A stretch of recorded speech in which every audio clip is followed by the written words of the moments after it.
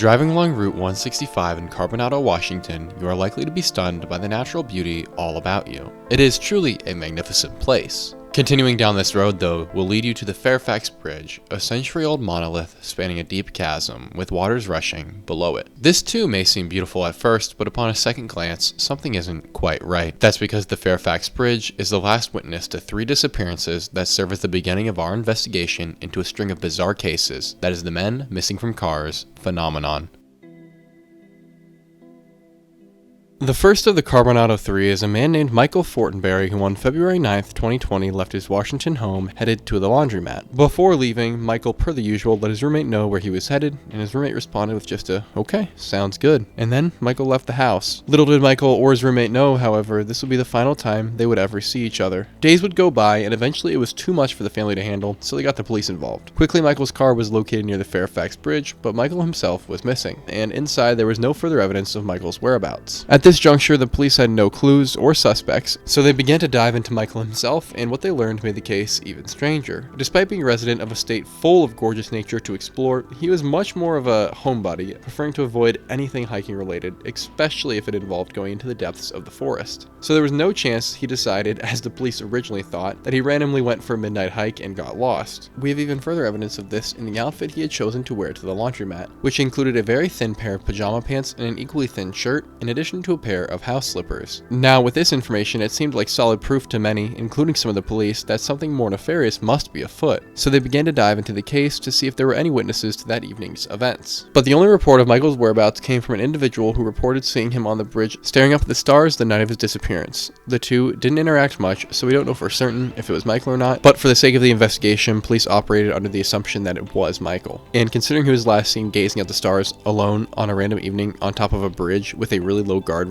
suicide became a popular theory with the police pretty quickly, but Michael's family remained adamant that such an act was impossible for Michael, especially because he had a daughter he deeply loved. The search continued off and on with Michael's friends and family helping to keep it alive, but even now, nearly 5 years later, no signs or remains of Michael have ever been found. And the police's best theories as of now are that Michael suffered random delusions for unknown reasons and then disappeared on purpose or took his own life. None of which, I should state, have any evidence. But with Michael's case alone, there is little for us to uncover or understand. It's like looking at a single puzzle piece, trying to guess what the whole picture will look like. It's an impossible task. So we need to begin fitting some more of the pieces together, and that's what leads us to Nathan Lerner on January 26th of 2021. At the time of his disappearance, Nathan had just returned from living in Alaska, which he had absolutely loved and had been a great change of pace for him, and by all accounts had transformed him as a man. During his time back in Washington, he was living with a friend in Bonnie Lake, which is about a 30-minute drive from the Fairfax Bridge. And it's worth noting that Nathan seemingly had the intention of making his stay back at home a short one and quickly heading back to Alaska. Upon his return home to Washington, though, Nathan began having some pain. It got to the point that he went to the ER, but they treated him for the active pain and a possible infection, and after getting his medicine, they sent him on his merry way. However, shortly after leaving, Nathan would receive a call from the hospital where they pleaded with him to return because they had found something in his results, but he refused adamantly. Nathan's car would then be discovered about a half-mile south of the Fairfax Bridge with the keys still in the ignition, but Nathan, as you may have guessed, was nowhere to be found. The presumed cause of his death was also suicide. Despite searching the river beneath the bridge and surrounding banks where police suspect the incident had occurred, nothing has ever been found. And with that, the second piece of this puzzle fits into place, and we are definitely beginning to see some similarities between this case of Nathan and Michael's that we talked about earlier. This next story, though, proves undoubtedly in my mind that someone else is involved. Austin Chase was a 36-year-old father of 3, last seen leading the police on a high-speed chase through the wooded mountains of Carbonado, Washington on January 13th, 2021. Or so it's said, as the police would never be able to confirm that Austin had been driving the car that day, and the vehicle would eventually elude them, giving the police no opportunity to confirm the driver's identity. The car, however, was eventually recovered a few hours later, you guessed it, just south of the Fairfax Bridge, where Michael and Nathan had gone missing. The way Austin's day ended, though, can only be paralleled in strangeness by how it began. At roughly 6 a.m., Austin abruptly left a relative's house in Bonnie Lake, driving away in his car. This seemed to alarm some of his family, so shortly after his departure, they dialed his cell phone and told him he should come home. Austin, however, would have none of that and quickly told his relatives that he was, and I quote, chasing someone, then hung up. Several hours later is when the police began chasing his car as it sped through the rugged landscape. The police would then lose track of the car around about the time it crossed the Fairfax Bridge, but found it a short while later sitting against an embankment. Approaching the car expecting to see Austin, probably injured from the accident, they instead found the vehicle empty. Austin was nowhere to be found, and there was no evidence inside the car. Austin, like the other men we've discussed so far, had a family whom he deeply loved, and in Austin's case, that included 3 wonderful children. In an interesting divergence, though, from the other men who went missing that haven't been found, Austin's body was uncovered 2 years later after his death. The evidence, though, has not been released publicly, but with this evidence especially, the family wholeheartedly believes his life was forcibly cut short by someone else, and thankfully, this is something the police have begun taking seriously as well. Austin's case is very interesting in its own right because, like the other men, his car was found sitting near the bridge above water, but his body was actually just inside the forest beyond it, meaning that if it had somehow flown into the water, it would have then had to go up onto the bank of the river and then into the forest a pretty considerable distance, which doesn't really make a lot of sense. In addition to that, we can be almost certain that someone else was involved in Austin's disappearance, as Austin would have had no reason to elude the police in a high-speed chase, which leads me to wonder who was actually driving the car that day. Each of these 3 men sharing the same general location of disappearance and presumably murder in the same year is beyond odd, but it's the similarities between the men themselves that brings this case to a whole new level, and it's where many more of the pieces begin to fit into their respective positions. Michael was 31 when he disappeared, Nathan was 30, and Austin was 36. 2 of the 3 of these men had children, that being Michael and Austin. All of these men had a history of drug abuse. Nathan had been clean for several months, Michael an undetermined but considerable amount of time, and Austin had been clean for over 10 years, which I do want to take a moment to say and pay respect to this man for overcoming that and getting his life back on track. That's some awesome and impressive stuff. In addition to this, they all lived in the same general area of Bonnie Lake, Washington, are within 3 inches of each other in height, and both Michael and Nathan were the exact same weight, and Austin was only 20 pounds heavier. This is at the very least a clear indication of a type or profile, and the fact that each of these men died after going missing from their cars completely without reason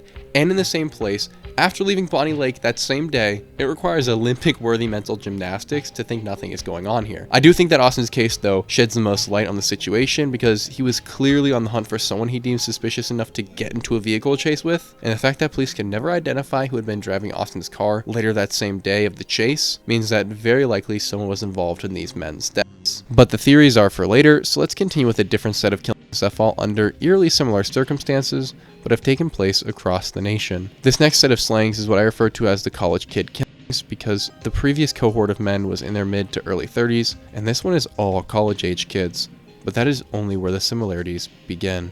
Jason Landry, 6'1", 170 pounds, and 21 years of age, another piece in this puzzle. On December 13th, 2020, while driving home for the holidays from Texas State University to his family home, he got into a single-car collision on Salt Flat Road in Luling, Texas. His car was found with the passenger side door locked, lights on, and keys in the ignition, just sitting there idly. But obviously Jason himself was not inside. About 900 feet away from the car, the mystery continued when police found Jason's clothing and personal effects, which included his watch and backpack scattered about. Friends later confirmed these were the same clothes he'd been wearing the night of his disappearance. In fact, in the photo on the missing poster, you can see the top of Jason's shirt that the police would later find discarded on the ground. About 2 years after the incident, some of the police body cam footage was released, and it reveals that even as early as during the search of the car, the police became suspicious of what had taken place when a tiny drop of blood was found on one of Jason's articles of clothing. Why, though, Jason was stripped down in the nearly freezing weather on a rural road in Texas is unknown, and one of the biggest questions in this case. In order to learn more and hopefully find the answer to the question, police received access to Jason's phone records and attempted to use various location services to pinpoint his actions that night. From 10:55 to 11:24, we know his whereabouts based on location data, but oddly enough, it cuts off after that and his phone wasn't used again, meaning that there's about an hour where Jason's actions are entirely unaccounted for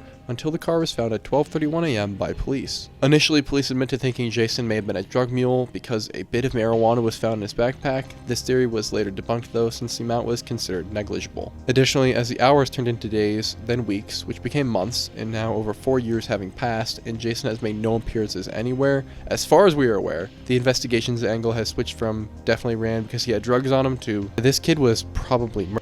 So if any of you have anything, please do not hesitate to call on the number on screen and comment below. And for the record, the numbers for all of these cases are going to be in the description if you have information that may help investigators uncover the truth. Logan Schiendelman, 6 feet tall, 19 years old, 170 pounds. A gifted athlete, dedicated student, and devoted adoptive son of his grandmother, Jason was a success story for any child who had been abandoned by his parents. Throughout high school, he proved everyone wrong and outachieved most of his classmates, eventually attending Washington State University. However, like many kids, the new environment, complete lack of parental supervision, and free time quickly got to him, resulting in him being kicked out of college as he focused on partying rather than his education. This surprised everyone who had known Logan in high school, since he had gone from a star kid to a disappointment, especially for his grandmother, whom he absolutely adored and adored him. While Logan was living in her house after being kicked out of college, things became a little suspicious around the home, and it got to the point that Logan's grandmother began to suspect something else had to be going on, so she started keeping a closer eye on him. Over the course of several months, as Logan began to bounce between odd jobs, his grandmother noticed that he spent most of his spare time smoking weed and chatting with random people online. This culminated when on May 19, 2016, Logan approached his grandmother with that lost light in his eye, which to her was like an old part of himself shining through to her again. Logan told his grandmother that he had spent the whole night driving around and had had an epiphany of sorts, in his own words. Logan's grandmother was curious, obviously, to learn more, of course, especially because his late night drive had worried her, so Logan's grandmother assured him that after work she would come home and be all ears for him and his epiphany, but for now it would have to wait because she was running late. Driving home that night, I'm sure his grandma was excited to learn what Logan had thought of and was probably hoping that it had been some sort of direction for his life and plan to get things back on track. However, upon her arrival, Logan was gone. The next day, May 20th, Logan's grandma reported him missing, or I should say would have, but the police station was closed, which I didn't even know was possible. So she waited a few days until it was open again, and immediately a search was underway. The car was quickly located, since in the days prior it had been reported by several different people who had seen it swerving across multiple lanes of traffic and eventually crashing into the center meridian the night of his disappearance. Odd enough in and of itself, to be sure, but even stranger when considering that on top of all of this, it was reported that there appeared to have been no one driving the car at all. And in relation to that, one of the only sightings of Logan after this conversation he had with his grandmother was from a truck driver who later reported that he had seen the crash into the meridian and then a white male get out of the passenger side of the vehicle and run across the highway into the thick forest that sits alongside the road. And it's worth noting here that Logan is mixed, with a complexion that teeters towards darker rather than lighter, and he is not easily mistaken for a white man. In addition, the man was said to have been 6 feet tall, with a very thin physical build, straight blonde hair, and a bowl cut. He was also wearing a tank top that was too small for him, in addition to a pair of jean shorts that were too small for him, none of which are characteristic of Logan, and those are most certainly not the clothes he was wearing the night he left. In addition, a later report was made by a woman stating that there was definitely one mixed man who she identified as Logan, and 2 white males standing in front of the crashed car, looking at it. Then on her way back down the same road a short while later, all 3 were gone and the hood of the car had just been left to sit open. This is all very, very odd, and unfortunately we have no pictures of these men. In fact, the closest thing we do have to useful information about them besides their description is a sketch that was done by a police artist, which may honestly be the only look we have at who is involved in all of these killings. And for the record, you can tell that Logan, who is on the left, and this man on the right look nothing alike outside of the fact that they are both men. All of these strange reports and scenes left the police baffled, so they tracked Logan's cell phone data and saw that, and this is not hyperbole, he had done the following the day of his disappearance. He initially began his day by pulling onto Interstate 5, going south for a while, then back north for a while, then south for a while, then north again for a while, and then finally south once more, and he would not change directions after that. This is everything we know about Logan's whereabouts in the time prior to his disappearance and after, because in his car he left everything he would have needed for survival or to track him. In the car, the police found many items, including his wallet, license, debit card, $25 in cash, a cell phone, car keys, water bottle, and various other personal effects. Interesting note though is that he had grabbed groceries that same day, and they were neatly stacked in the center console and on the seats when the police arrived, which makes no sense when you consider that he had been into a crash with the center meridian, and it seems as though these groceries may have been staged post-incident. Obviously, there was no sign of Logan, and no such sign has ever been uncovered, and to this day, he remains one of our men missing from cars. His case, though, does remind me a lot of Austin Chase, who was also involved in a car accident, and in his case, too, the police could never identify the driver in the same way no one could identify who was driving Logan's car, if anyone had even been driving at all when it had collided with the center meridian. But at the very least, Logan's case is another piece in this puzzle, or several, I should say, because it does illuminate and elucidate us that other people were there that night, and that the disappearances of these men is, in all likelihood, not some strange coincidence. And that trend will continue with Daniel Robison, who was 5'8", 24 years of age, and 165 pounds. Once again, exactly in the right age, height, and weight range of all the other men. Daniel is a very interesting character. He was a recent college graduate, now working as a geologist, and he was last seen leaving a job site in Buckeye, Arizona around 9:45 a.m. on June 23, 2021. And although in good physical shape, I do want to add this interesting note that Daniel was born missing his right arm, basically from the elbow down, so he had no hand and no arm in that area, which would have made him an easier target for the next part of this story. Right after leaving the job site, Daniel was headed back to his apartment in Phoenix, Arizona when, well, we don't know what exactly happened, but Daniel would remain missing for nearly a month, until by sheer chance, a rancher doing some fence repair work found Daniel's car rolled over onto its side with his airbags deployed. Obviously, this was cause to call the police, but as he walked, he was wondering something to himself the whole time that made the police report he made even stranger. With such a violent accident, where was the driver? The police had a very similar question, noticing that in addition to the airbags being deployed,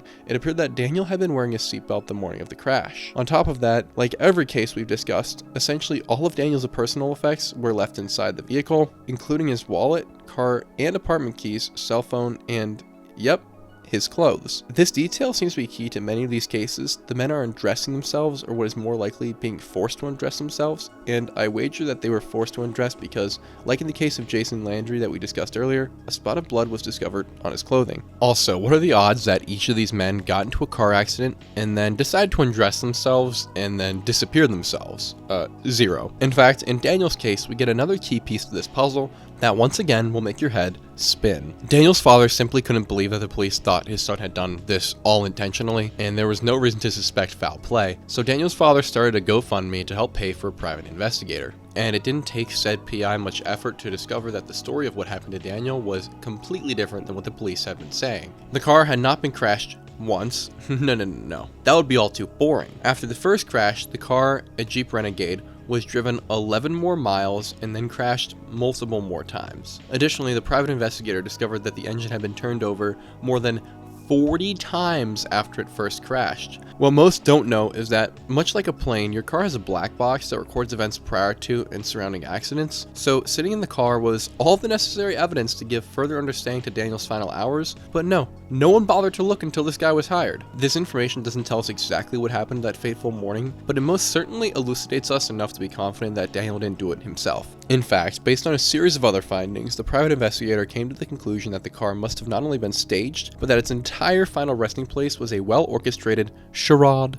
adding even more pieces to this bloody puzzle. Interestingly, a little while after the discovery of Daniel's car, a skull was discovered in the same general vicinity, but DNA proved it was not Daniel's, so to this day, his case remains another of the many men missing from cars. Bryce Laspisa, 5'11", 19 years old, 160 pounds. Once again, right in the appropriate profile for our alleged killer. August 30th, 2013, Bryce was driving home from Sierra College in Northern California to visit his family in Laguna Niguel, California. This was a pretty substantial, nearly 8-hour-long drive depending on traffic that stretches over 500 miles, entering some pretty sparsely populated areas of the California countryside. So when Bryce called his mother at 2 a.m. saying that he was going to pull off into a nice little suburb, park the car for a bit and take a nap, she wasn't too overly concerned, especially because he had promised to call her when he woke up. Except that call would never come. Bryce's car was found abandoned in a ravine off of Lake Hughes Road near Castaic Lake just a few short hours after he had last spoke with his mother. Interestingly, the group who found it was a group of police officers who were engaged in a training exercise. Just happened to be a coincidence, I suppose. Inside the car were Bryce's wallet, laptop, and cell phone, among other personal effects, but definitely the kind of things you would take with you if you were trying to leave or go look for help. Investigators noticed that the tire tracks suggest the car crash had been an intentional one, as in staged, and that the windshield had been broken from the inside, assuming that this is how Bryce made his escape. But in light of the other evidence and other cases, the likelihood that Bryce is the one who staged the car and then he escaped via the broken windshield is questionable at best. Also, the records make note of having found Bryce's clothing in the car, which would line up with so many of the other cases, but whether or not this was the clothing on him or that which he had packed for his trip is uncertain based on reporting, so I'll leave that one up to you. This case is a very deep one and warrants its own video because, very strangely, a man about 9 years after Bryce's disappearance was spotted on April 25th, 2022, that was so identical looking to Bryce that the police were called to identify him. However, despite so much hope, it evidently wasn't Bryce. Brandon Victor Swanson, 5'6", 19 years old, 120 pounds. Once again, he falls right into our profile. May 14th, 2008, driving home after the last day of classes at Minnesota West Community College, Brandon was very excited to see his family. Unlike many of our other cases, on his way home to Marshall, Minnesota, where his parents lived, we are certain that Brandon got into a genuine crash, because he remained uninjured and got out of the vehicle, then proceeded to call his parents at 12:20 a.m. Brandon had originally called his parents to come help and find him, and he had given them a location of where he thought he was, and so while on the phone with his parents, Brandon became frustrated as they were unable to find him, despite both Brandon and his father flashing the lights of their cars. Eventually, Brandon got so frustrated he hung up the phone on his parents and just decided to walk it. Shortly thereafter, his mom called him back, and when Brandon picked up, he told them he was going to walk back to the nearby town of Lind, the lights of which he could see off in the distance. For about 40 minutes, Brandon stayed on the phone with his father, who had gone out to pick him up, and as Brandon walked, they just kept chatting, and Brandon would be constantly describing his surroundings. The mood was easing a bit as both Brandon and his father assumed that he would safely be back at home in just a couple hours, and they could get everything figured out then. Except the call was abruptly cut short just after 2 a.m. when Brandon yelled, "Oh, shoot!" Brandon's father frantically called back, but Brandon himself would never pick up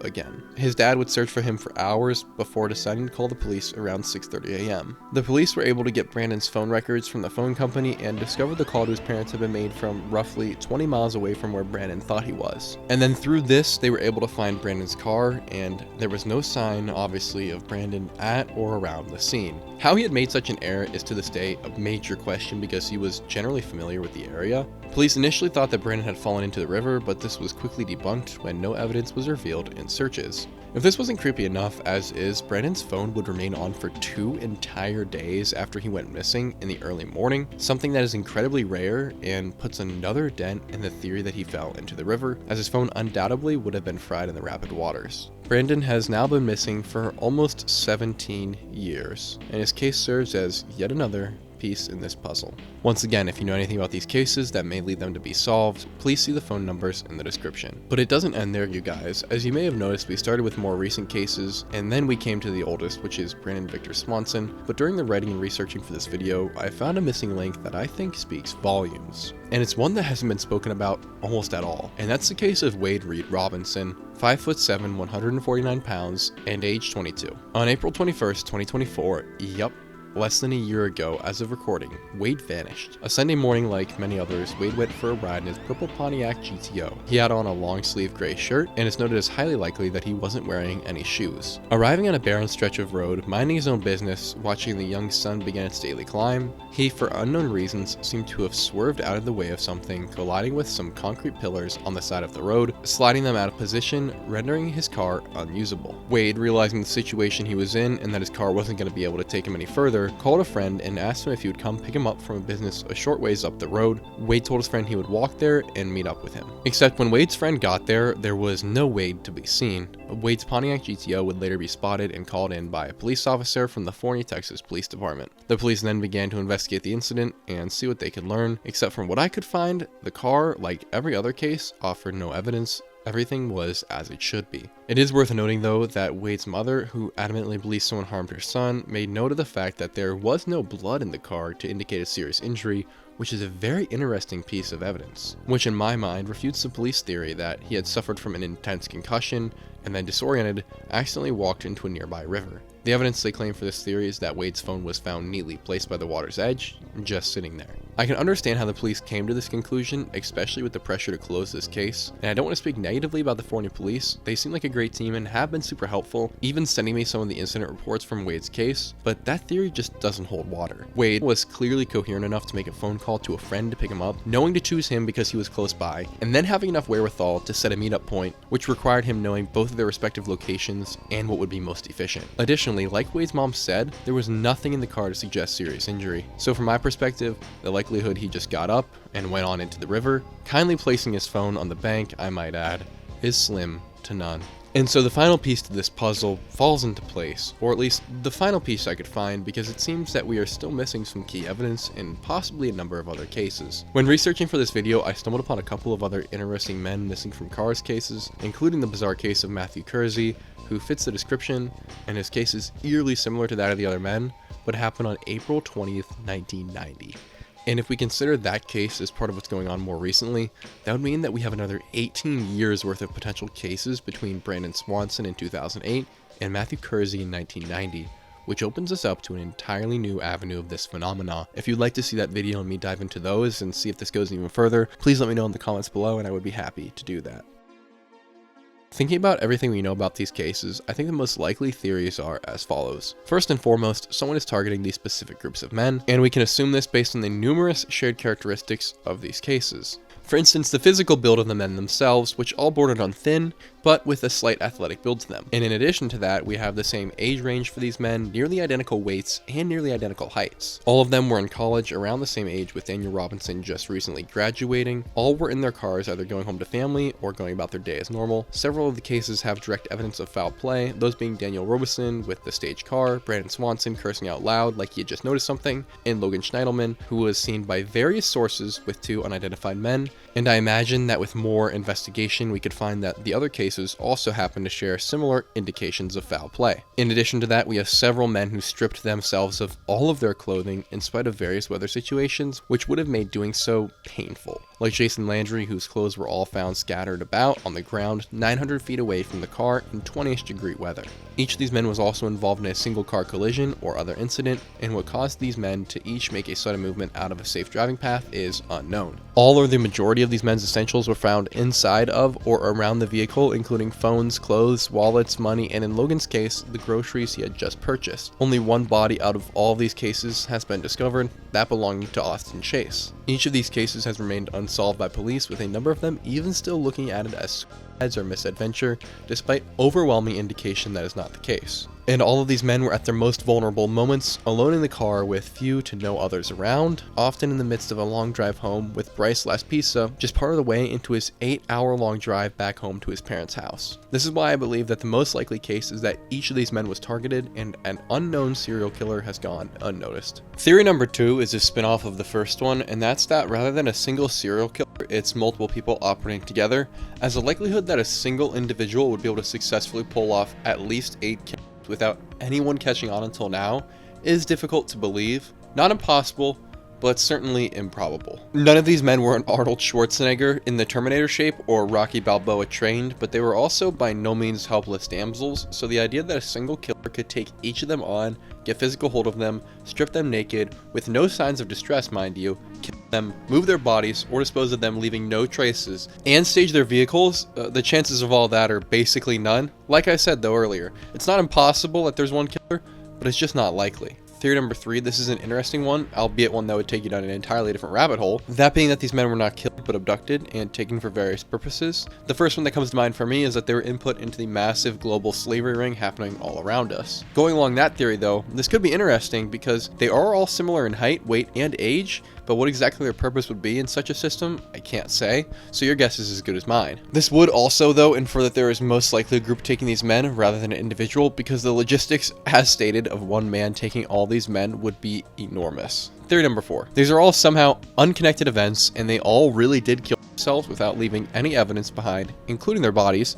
despite hundreds of thousands of man-hours combined spent searching for them, and the most advanced search and rescue technology on Earth. And you know, the essay's worth of similarities that we discussed earlier. I call this the completely oblivious theory, but I know there's gonna be some haters in the comments who just want to hate and are gonna say that this is all made up. So this one's just for you guys. If I am missing something or you have a different theory about what's going on with these men, please comment below because I would love to hear from you. The one question though I have about these cases that came to mind after reading through all of these stories is what caused these men to get into these accidents or get out of their cars on each of the respective times of their disappearances. Your guess is as good as mine, so comment below. But some of my thoughts are that perhaps one of these people who were trying to abduct these men was sitting in the road, pretending to be injured or hitchhike, and when our gentlemen stopped, they seized the moment, killing and or abducting these men. This is actually a pretty common method for people who try to jack cars. You set up a scene, make it look like something's going on, people stop to help, and then bam, you pounce. But I just can't even imagine what they would stage that would cause all these men to stop and get involved. And then if you were to follow this theory, there's an outlying case of Brandon Swanson who was already walking away from his car and had made pretty good distance. The answer may be as simple as they were followed, or there was someone waiting in the shadows to nab him. I mean, maybe Brandon unknowingly fell into one of these traps and that's what caused his car to go off the road.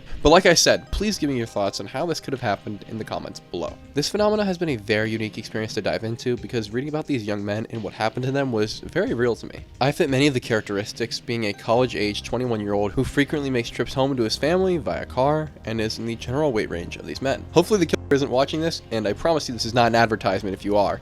So for the record, I'm 6'7", which is outside of your profile, buddy. But seriously, this is something I was shocked to see almost no one had reported on.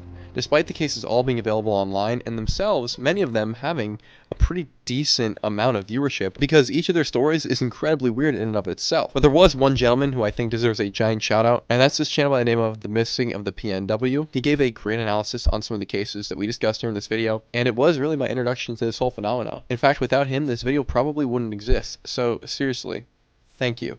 And if you enjoyed this, absolutely go watch his content. It's phenomenal, and he should be rightfully credited as the guy who first brought this phenomenon onto the internet. Hey guys, good to see you. Before you go, I just wanted to say a couple things. First of all, thank you for 5,000 subscribers. Second of all, we finally have the giveaway ready, and I'm very excited to show it to you guys. So for the 5,000 subscriber mark, my girlfriend made these custom-made sweatshirts, wearing one right now. There's 3 of them in existence, and I absolutely love them.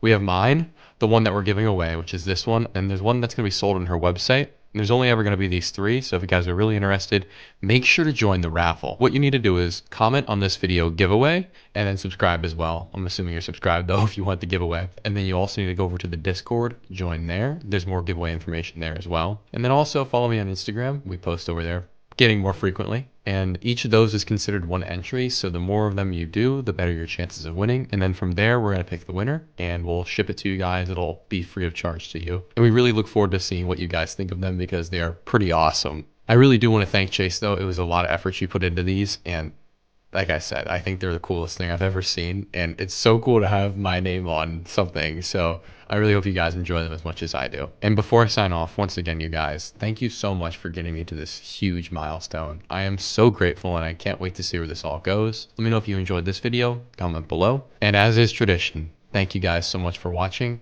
and I'll see you in the next one.